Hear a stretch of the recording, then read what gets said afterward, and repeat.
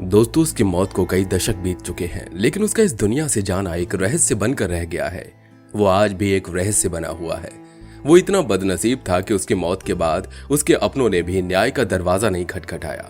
Police ने भी इस मामले में कोई इंटरेस्ट नहीं लिया, लेकिन उस व्यक्ति के भीतर टैलेंट इतना था कि केवल 10 साल के करियर में उसने संगीत की दुनिया में अपने आप को अमर कर लिया।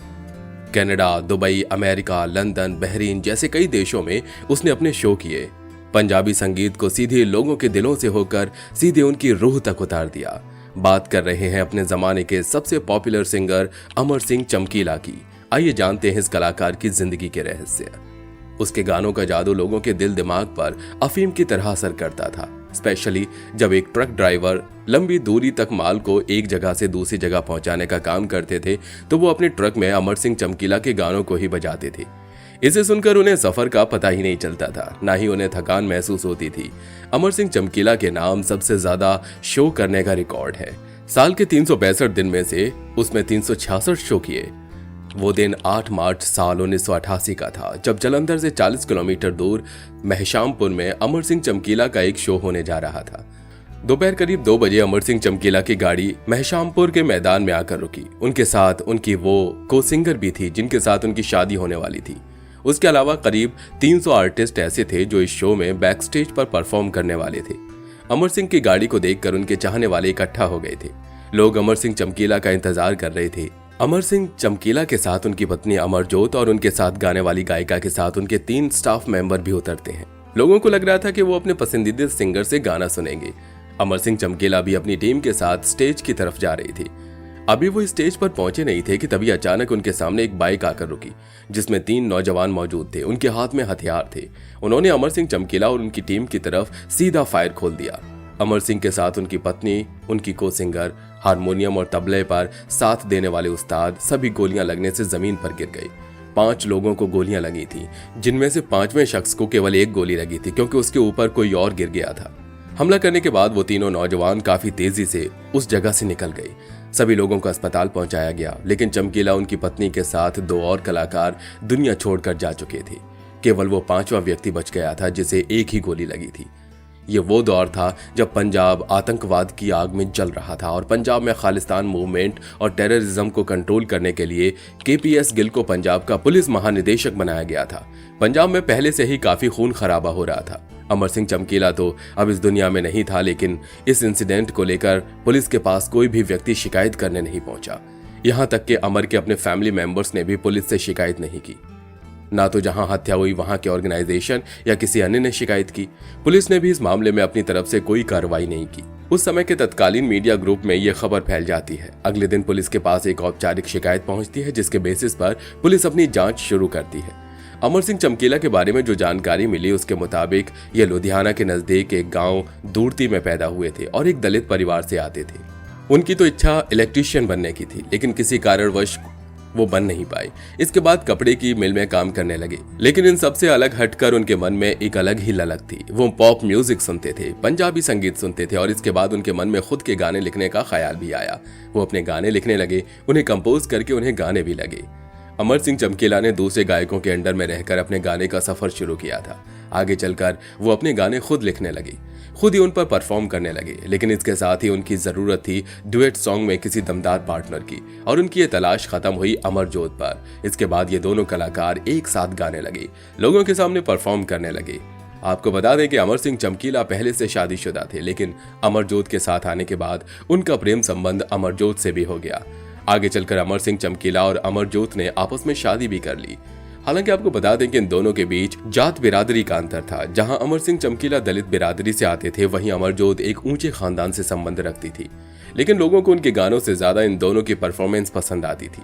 जब ये दोनों स्टेज पर एक दूसरे के साथ गाना गाते हुए परफॉर्म करते थे तो लोग उन्हें देखते ही रह जाते थे। आगे चलकर इन दोनों के डुएट परफॉर्मेंस की डिमांड आने लगी। स्टेज शो के ऑफर मिलने लगे। देश के कोने कोने के साथ साथ अमेरिका, कनाडा, बहरीन, दुबई जैसी विदेशी धरती से भी इन्हें बुलावा आने लगा और वहां ये शो करने लगे। इन दोनों कलाकारों की पॉपुलैरिटी और डिमांड दोनों एक साथ बढ़ती जा रही थी। दोस्तों, ये वीडियो आगे भी जारी रहेगा, पर हमारे जिन साथियों ने अभी तक चैनल को सब्सक्राइब नहीं किया है वो सब्सक्रिप्शन का बटन दबाकर नोटिफिकेशन बेल को जरूर ऑन कर लें, ताकि आप आगे भी हमारे साथ कनेक्ट रहें। कहते हैं कि उस दौर के जो दूसरे सिंगर थे उनको काम ही नहीं मिल पा रहा था, उनके भीतर भी जलन पैदा हो रही थी, वो लगभग बेरोजगार हो गए थे। अमर सिंह चमकीला के गानों का सब्जेक्ट अक्सर उनके गांव के आसपास का एटमॉस्फेयर हुआ करता था, स्पेशली नौजवानों की नशे की लत, महिलाओं पर अत्याचार, एक्स्ट्रा मैरिटल अफेयर जैसे दूसरे सब्जेक्ट भी हुआ करते थे। इन पर यह आरोप भी लगा कि ये अक्सर डबल मीनिंग गाने लिखा करते थे, लेकिन सबसे डेंजरस बात यह थी कि उनके लिखे हुए कुछ गाने उस समय के खालिस्तानी आंदोलनों को चलाने वाले सरगनाओं को पसंद नहीं आ रहे थे और उन्होंने कई बार अमर सिंह चमकीला को धमकी भी दी थी। अपने गाए कुछ गानों की वजह से अमर सिंह चमकीला को हरमिंदर साहिब भी बुलाया गया, उन्हें समझाया गया, तब उन्होंने माफी मांग ली और कहा कि वो अब आगे से इस तरह के गाने नहीं गाएंगे। इतना ही नहीं, इसके बाद उन्होंने कुछ धार्मिक गाने गाए जो काफी पॉपुलर हुए।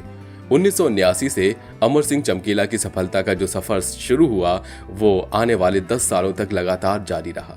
अमर सिंह की मौत को लेकर कई सारी थियोरीज सामने आई, जिनमें से एक गैसिंग ऑनर किलिंग की थी, क्योंकि अमर की पत्नी अमरजोत उनकी दूसरी बीवी थी, उससे उनको एक बेटा भी था और वो ऊंची जाति से आती थी। अमर की पहली बीवी से भी उसके 2 बच्चे थे। लोगों का मानना था कि अमरजोत के परिवार वालों ने चमकीला और अमरजोत दोनों को ही मारकर अपना बदला ले लिया। दूसरी थियोरी के मुताबिक अमरजीत सिंह चमकीला अपने गानों में एक्स्ट्रा मैरिटल अफेयर, नौजवानों के नशे के साथ कई ऐसे सब्जेक्ट रखते थे, इसलिए खालिस्तान या आतंकवादियों का मानना था कि उसे पंजाब की पवित्र संस्कृति की बदनामी हो रही है, इसलिए उन्होंने उसे मार दिया। लेकिन आपको बता दें कि इन दोनों ही थियोरीज के कभी कोई सबूत सामने नहीं आई, क्योंकि चमकीला, उसकी पत्नी और साथियों पर गोली चलाने वाले कभी पकड़े ही नहीं गए। खालिस्तान मूवमेंट से जुड़े एक और व्यक्ति पर इस इंसिडेंट का आरोप लगा। जिस व्यक्ति पर यह आरोप लगा वो इतना डेंजरस था कि किसी की भी हिम्मत ये नहीं हुई कि उससे जाकर इस हत्याकांड के बारे में सवाल पूछे। आगे चलकर उस व्यक्ति ने सरेंडर कर दिया और उसके बाद आजादी की जिंदगी जीता रहा। एक बात यह भी सामने आई कि अमर सिंह चमकीला के गानों की पॉपुलैरिटी के बाद दूसरे सिंगर्स बेरोजगार हो गए थे और उनके द्वारा सुपारी देकर अमर सिंह चमकीला की हत्या कराई गई है। इसके अलावा एक बात यह भी सामने आई कि अक्सर एक ही समय पर स्टेज शो के कई सारे ऑफर हुआ करते थे, जिसमें अमर सिंह चमकीला किसी एक में चले जाते थे लेकिन बाकी में पहुंच नहीं पाते थे। तो हो सकता है कि ऐसे ही किसी ऑर्गेनाइजर ने गुस्से में आकर उनकी हत्या करा दी हो।